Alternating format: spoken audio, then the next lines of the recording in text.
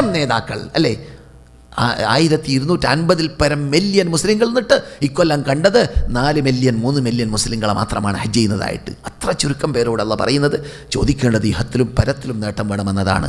എന്നിട്ടോ അങ്ങനെ പ്രാർത്ഥിച്ചു പോയാലോ പോരാ, പിന്നെയോ നിങ്ങൾക്ക് പ്രാർത്ഥിച്ചത് കിട്ടൂല. എന്ത് വേണം?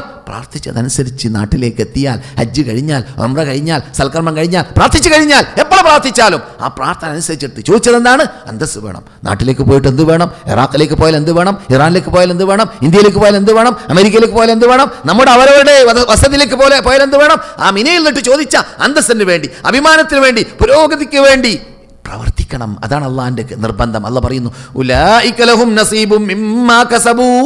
അവര് ആ പ്രാർത്ഥിച്ച പ്രാർത്ഥന അനുസരിച്ചിട്ട് ആരൊക്കെയാണ് അതിനു വേണ്ടി എത്തിച്ചത്, ആ എത്തിച്ചതിന് തക്കതായ പ്രതിഫലം ലഭിക്കുക തന്നെ ചെയ്യും. സുബ്ഹാനല്ലാഹ്, കണ്ടില്ലേ ഖുർആന്റെ മാനുഷികത്വം? അപ്പോൾ പ്രാർത്ഥനയല്ല മുഖ്യം, പ്രാർത്ഥന അനുസരിച്ചിട്ട് പ്രവർത്തിക്കലാണ് മുഖ്യം. ഇവിടെ റസൂൽ നമുക്ക് പ്രാർത്ഥിച്ച് കാണിച്ചിരുന്നു. ഇത് റസൂൽ പ്രാർത്ഥിക്കാറുണ്ടായിരുന്നു. റബ്ബനാ ഇന്നനാ സമിഅനാ മുനാദിയൻ യുനാദി ലിൽ ഈമാനി അൻ ആമിനു ബിറബ്ബിക്കും. പ്രാർത്ഥന ഇപ്പോൾ ഞാൻ പറയുന്നില്ല, വിഷയത്തിലേക്ക് കടക്കാം. ഫസ്തജാബ ലഹും, അങ്ങനെ പ്രാർത്ഥിച്ചപ്പോൾ അള്ളാഹ് മറുപടി നൽകി. എന്താണ് മറുപടി നൽകിയത്? അവരുടെ റബ്ബ്. ഈ ആയത്തിറങ്ങിയത് ഉമ്മു സലമ ചോദിച്ചപ്പോഴാണ്. അതാണ് വിഷയം. നമ്മുടെ കഥ, നമ്മുടെ ചർച്ചാ വിഷയം ആരെക്കുറിച്ചാണ്?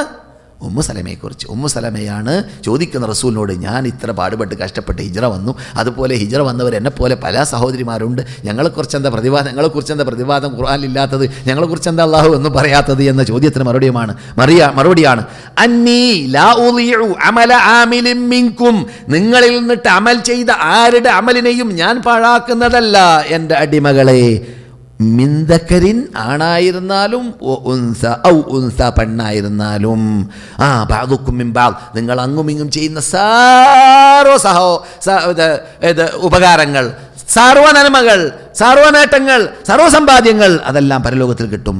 അള്ളാഹു വിശദീകരിക്കുന്നു. ഉമ്മു സൽമ ബേജാറാണ്ട, ഹിജ്റ പോയ ഒരു പെണ്ണും ബേജാറാണ്ട എന്ന് പഠിപ്പിക്കും പോലെ വല്ലദീന ഹാജറു, ഈ ആണുങ്ങൾ നിന്നിട്ട്, ഈ പെണ്ണുങ്ങൾ നിന്നിട്ട്, ഈ സ്ത്രീകൾ നിന്നിട്ട്, ഈ പുരുഷന്മാരിൽ നിന്നിട്ട് ഹിജ്റ പോയവർ, ഉഖ്രിജൂ മിൻ ദിയാരിഹിം, അവരുടെ നാടാകുന്ന മക്കയിൽ നിന്ന് നാട് കടത്തപ്പെട്ടവർ, വഊദൂ ഫീ സബീലി, എൻ്റെ വഴിയിൽ ദ്രോഹിക്കപ്പെട്ടവർ, അള്ളാഹിൻ്റെ വഴിയിൽ ദ്രോഹിക്കപ്പെടുക, അള്ളാഹ്ക്ക് വേണ്ടി ദ്രോഹിക്കപ്പെടുക. നമുക്ക് പരിചയമില്ലാത്തതാണ്. പരിചയം ഉണ്ടാണെങ്കിലും എന്ത് വേണം? ഇവിടെ ഇറങ്ങിയ സത്യം പറയണം. ഇവിടെ ഇറങ്ങിയ സത്യം പറഞ്ഞാൽ ഏറുകൊള്ളും.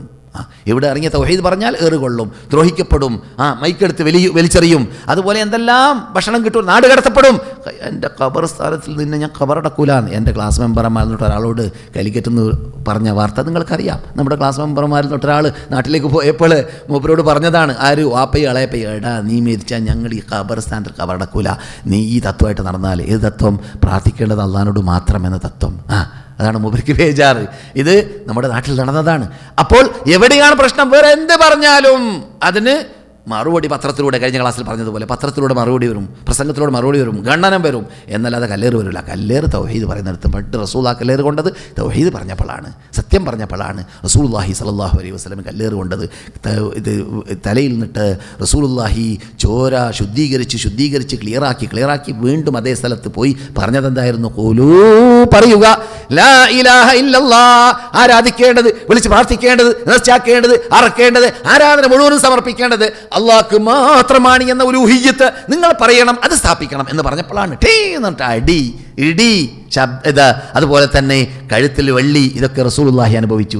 ഇതുപോലെ ആരൊക്കെ സ്ത്രീ പുരുഷന്മാരിൽ നിന്നിട്ട് അനുഭവിക്കുന്നുണ്ടെങ്കിൽ ഒഖാതലു, യുദ്ധം ചെയ്യുകയും, ഒഖ്തിലു, കൊല്ലപ്പെടുകയും, ലൗകഫിറന്ന അൻഹും സയ്യിആതിഹിം, അങ്ങനെ സംഭവിക്കുന്നവർക്ക് ഞാൻ എല്ലാ ദോഷങ്ങളും പുറത്തു കൊടുക്കും.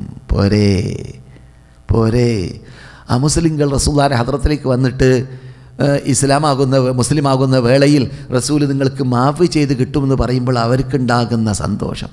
ഞാൻ കുടിച്ച ഇത്ര കൊല്ലം കള്ള് കുടിച്ചത് റബ്ബ് പുറത്തു തരുമെന്നാണ് പറയുന്നത്. ഇത്ര കൊല്ലം ബിമ്മത്തിനും ഇബ്രാഹിമിൻ്റെ പേരിലും ഇസ്മായിലിൻ്റെ പേരിലും മറിയമിൻ്റെ പേരിലും കഅബത്തിന് മുമ്പിലുള്ള ആ കല്ലിൽ വെച്ചിട്ട് അള്ളാഹ് അല്ലാത്തവർക്ക് അർത്ഥതായ നേർച്ചാക്കിയതായ ആ കുറ്റമൊക്കെ അള്ളാഹ് പുറത്തു തരുമെന്നാണോ പറയുന്നത്?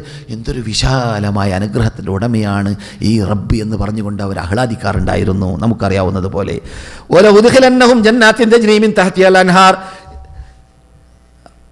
അൻഹാറുകൾ, നെഹറുകൾ, നദികൾ ഒഴുകുന്നതായ സ്വർഗം അവർക്ക് ഞാൻ നൽകും, പൂന്തോപ്പുകൾ ഞാൻ നൽകും. ഇവിടെയുള്ളതായ പേലസുകളുടെ, കൊട്ടാരങ്ങളുടെ താഴെ ഒഴുകുന്നത് ഖട്ടറാണ്, സ്വർഗത്തിൽ ഒഴുകുന്നത് എന്താണ്?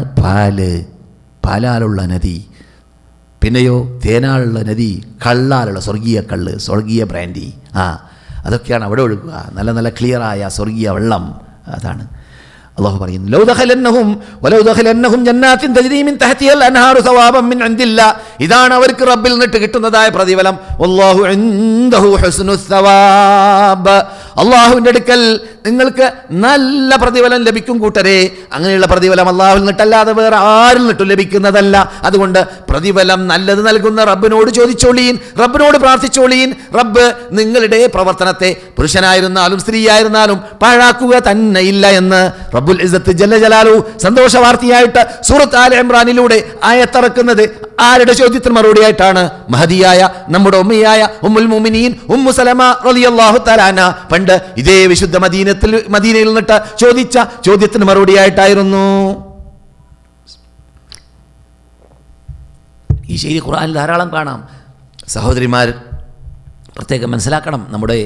നമ്മുടെ ഉമ്മയുടെ ഹിസ്റ്ററി കേൾക്കുമ്പോൾ, മൻ അമില സാലിഹൻ മിൻ ദക്കറിൻ ഔ ഉൻസാ വഹുവ മുഅ്മിൻ ഫലനുഹിയന്നഹു ഹയാതൻ തയ്യിബ വലനജ്സിയന്നഹും അജ്റഹും ബിഅഹ്സനി മാ കാനൂ യഅമലൂൻ. ഇത് വേറെ ശൈലിയാണ് ഖുർആനിൽ. ആരെങ്കിലും ആണാവട്ടെ പെണ്ണാവട്ടെ പുരുഷനാവട്ടെ സ്ത്രീയാവട്ടെ സൽക്കർമ്മങ്ങൾ ചെയ്യുകയാണെങ്കിൽ അവർക്ക് ഭൂമിയിൽ വെച്ചിട്ട് തന്നെ നല്ല സൗന്ദര്യമായ ആസ്വാദ്യകരമായ മാനസിക രോഗമില്ലാത്ത പ്രയാസമില്ലാത്ത നല്ല ജീവിതം ജീവിക്കാൻ അവർക്ക് ഞാൻ തൗഫീഖ് നൽകുന്നതാണ്. അവരെ ഫക്കീറായിരുന്നാലും മിസ്കീനായിരുന്നാലും പ്രയാസപ്പെട്ടാലും എന്തായിരുന്നാലും അവർക്ക് ഹൃദയത്തിന് എന്തോ ഒരു രാജാവ്, ഹൃദയത്തിൽ അദ്ദേഹം ലോകത്തെ മുഴുവനും മിൽക്കാക്കും പോലെ തോന്നും. എന്തുകൊണ്ട്? അവൻ അള്ളാൻ്റെ കൂടിയായതുകൊണ്ട്, അവൻ അള്ളാൻ്റെ കൽപ്പന അനുസരിച്ച് ജീവിക്കുന്നവളുമായതുകൊണ്ട്. വൽനജ്സിയന്നഹും, അതിനും പുറമെ അവർക്ക് നാം പ്രതിഫലം നൽകുന്നതാണ്. അഹ്സന മാ അജ്റഹും ബിഅഹ്സനി മാ കാനൂ യഅമലൂൻ. അവർക്ക് ഏറ്റവും നല്ല അവർ ചെയ്യുന്നതിനേക്കാളും മെച്ചമായ പ്രതിഫലം പരലോകത്ത് ലഭിക്കുകയും ചെയ്യും. അതുപോലെ തന്നെ അബൂ സലമ മരിച്ചതായ വേളയിൽ ഉമ്മു സലമൻ്റെ ഭർത്താവേ റസൂൽ കല്യാണം കഴിക്കുന്നതിന് മുമ്പേ മരണപ്പെട്ടു മദീനത്ത്, നാം കേട്ടതുപോലെ. അപ്പോൾ നായഹാത്തിനെ വിളിച്ചുകൊണ്ടുവരാൻ തീരുമാനിച്ചു. കാരണം സംഭവം ഇസ്ലാമിൻ്റെ ആദ്യ കാലഘട്ടത്തിലാണ്. ആദ്യ കാലഘട്ടത്തിൽ നായഹാത്തിനെ കൊണ്ടുവരിക എന്നത് എന്തില്ല, വിരോധിക്കപ്പെട്ടിട്ടില്ല. എന്നാൽ നായഹാത്ത് എന്ന് പറഞ്ഞാൽ മരിച്ചവരുടെ വീട്ടിൽ കരയാൻ ടീമിനെ കൊണ്ടുവരാം, കരയാൻ ടീമിനെ വാടക കൊണ്ടുവരാം. എന്നിട്ട് ഇങ്ങനെ കൂട്ടമായി ഇരുന്നിട്ട് ശബ്ദ കൊലാലുണ്ട്. ഒരു ഭാഗത്ത് കരയുക, ഓരോ ഭാഗം അവർ ക്ഷീണിക്കും, മറ്റേ ഭാഗം ആരംഭിക്കുക. പെണ്ണ് വേറെ പുരുഷന്മാർ വേറെ, അയാളെക്കുറിച്ച് പലതും ഉള്ളതും ഇല്ലാത്തതും ഇങ്ങനെ പറഞ്ഞ് അവരെ കരയിപ്പിക്കുകയും ചെയ്യാം വീട്ടുകാരെ. ഇതാണ് നായഹാത്തിൻ്റെ. എന്നിട്ട് അവർ കരഞ്ഞിട്ട് എന്താ കാട്ടാ, കാശ് വാങ്ങി പോവുകയും ചെയ്യും. അവർ കരഞ്ഞതിന് കാശ് വാങ്ങി പോവുകയും ചെയ്യും. നായഹാത്ത് എന്നാ പറയുക. ഇത് ഇസ്ലാം വളരെ കർശനമായി. അവരും കരയാൻ പാടില്ല, വീട്ടുകാരും കരയാൻ പാടില്ല. കരയാണെങ്കിൽ തന്നെ ശബ്ദമുണ്ടാക്കാത്ത രൂപത്തിൽ കണ്ണിൽ നിന്നിട്ട് വെള്ളമൊഴിക്കാം. റസൂലുള്ളാഹിൻ്റെ മകൻ ഇബ്രാഹിം എന്ന കുട്ടി വഫാത്തായതായ വേളയിൽ മദീനയിൽ വെച്ചിട്ട് കണ്ണിൽ നിന്നിട്ട് വെള്ളമൊഴുകുന്ന കണ്ടപ്പോൾ സ്വർഗ്ഗത്തിന് ടിക്കറ്റ് ഭൂമിയിൽ നിന്ന് കിട്ടിയതായ അബ്ദുറഹ്മാൻ ഔഫ് റളിയല്ലാഹു തആല അൻഹു മഹാനായ റസൂലുള്ളാഹി സ്വല്ലല്ലാഹു അലൈഹി വസല്ലമയോട് റസൂലോ കരയാൻ എന്ന് ചോദിച്ചപ്പോൾ, ഇത് നിങ്ങൾ വിചാരിക്കും നിങ്ങളല്ലേ വിരോധിച്ചത്, കരയാൻ പാടില്ല എന്ന് പറഞ്ഞപ്പോൾ മഹാനായ ദൂതർ പറഞ്ഞു, എന്ത്? അൽ ഖൽബു യഹ്സൻ, അൽ ഖൽബു യഹ്സൻ, വൽ ഐനു തദ്മ, ഹൃദയത്തിൽ ദുഃഖമുണ്ടാകും, കണ്ണ് നീര് ഒലിക്കുകയും ചെയ്യും. അത് മനുഷ്യ സഹജമാണ്. ഇന്നാ ഞങ്ങൾ ബിഫിറാഖിക, നിങ്ങൾ ഞങ്ങളോട് വിടവാങ്ങിയതിൽ, യാ ഇബ്രാഹിം, എൻ്റെ കുഞ്ഞോമന പൈതലായ ഇബ്രാഹിം എന്ന കുട്ടി, ലമഹസൂനൂൻ, ഞങ്ങൾ ദുഃഖിതരാണ് എന്ന് റസൂലുള്ളാഹി സ്വല്ലല്ലാഹു അലൈഹി വസല്ലം അവിടെ നിന്ന് മറുപടി നൽകിയ വാർത്തയും സഹീഹിൽ കാണാം. നാം പലപ്പോഴും കേട്ടുപിടിച്ചതായ ഭാഗമാണ്. അപ്പോൾ ഇതാണ് അനുവദനീയമായ ശൈലി, എന്നല്ലാതെ ശബ്ദകോലാഹലം ഉണ്ടാക്കലോ നെഞ്ചത്തടിക്കലോ ഇന്ന് ഷിയാക്കൾ ഈ ദിവസങ്ങളിൽ കാട്ടും പോലെ. ഷിയാക്കൾ എന്ന് പറയാൻ പാടില്ല, റാഫിദികൾ അഥവാ ഇസ്ലാമിൻ്റെ ശത്രുക്കളായ, ഇസ്ലാമിനെ വെറുത്തവർ, ഇസ്ലാമിനെ തടഞ്ഞവർ, ഇസ്ലാമിനെ തള്ളിയവർ, അതാണ് റാഫിലിസം എന്ന തത്വത്തിനുടമ. ഇന്നലെ രാത്രി നമ്മുടെ പറഞ്ഞു, ലോക നേതാക്കളുടെ നേതാവ് ഇവിടെ വഫാത്തായി. അതെ,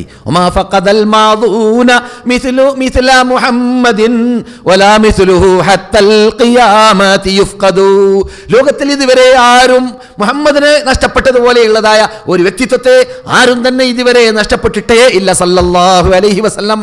അങ്ങനെയുള്ളതായ നബിയുനാ മുഹമ്മദ് റസൂലുള്ളാഹി വഫാത്തായ വേളയിൽ ഇവർ ഖേദിച്ച് പ്രയാസം പറഞ്ഞ് കൊല്ലപ്പെട്ടു എന്ന് പറഞ്ഞ് ദുഃഖിക്കുന്നത് ആരുടെ പേരിലാണ്? ഹുസൈൻ്റെ പേരിൽ അല്ലേ? നമ്മൾക്കും ദുഃഖമുണ്ട്. ആ ഹുസൈൻ